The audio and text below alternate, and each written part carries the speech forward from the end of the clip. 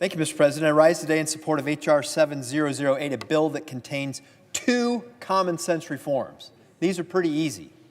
Banning members of Congress from purchasing stocks while in office and requiring a photo ID to vote. People have said that they want us to do this. I've heard it for years around here. Hasn't happened. Now it's time to happen. Tonight we have an opportunity to do it. Both policies are overwhelmingly supported by Americans.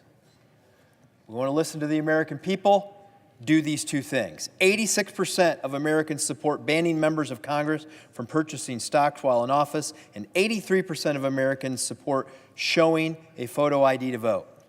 It has been 7 days since I last stood in this chamber to speak about photo ID, and I'm back to do it again because it's important policy. I want to reiterate a point. Photo ID doesn't just protect the integrity of our elections, it makes our elections work better. If an election integrity isn't reason enough to support photo ID, consider what it would mean to election administration. And we've seen this in states like California, where it took them over a week to count votes in recent elections. Elections officials shouldn't be spending time day after day after day going through ballots to see if this signature matches this signature.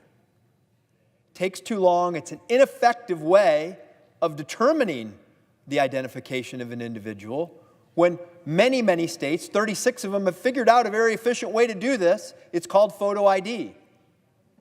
It's something that everyone has. It's an efficient way to do it. Doesn't drag out the process. Doesn't force elections officials to become handwriting experts to figure it out.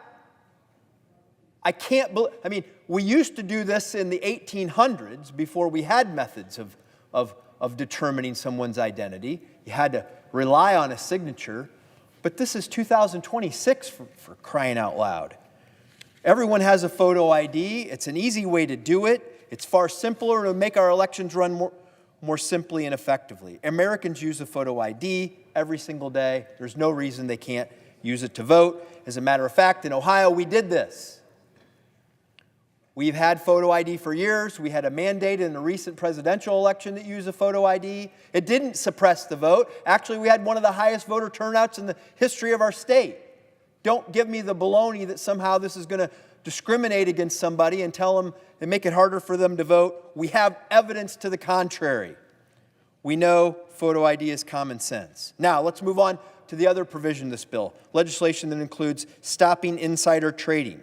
It's called the Stop Insider Trading Act. It's another common sense reform that's long overdue in Washington.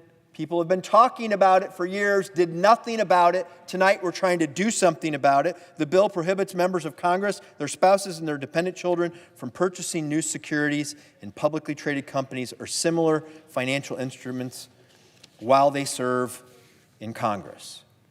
It requires at least 7 days public notice before anyone can sell any of these securities and imposes significant legal and financial penalties for violators. These safeguards ensure lawmakers and their families cannot use non-public information to enrich themselves, as we know has gone on in this town for many years at the expense of the American people.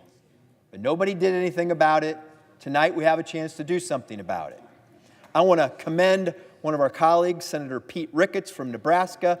Pete has led on the Senate side of this conversation on banning the insider trading. Senator Ricketts deserves credit for all of his work, and I am proud to be an original co-sponsor of his Senate version of the legislation, and I urge my colleagues to support its swift passage. Mr. President, I yield the floor.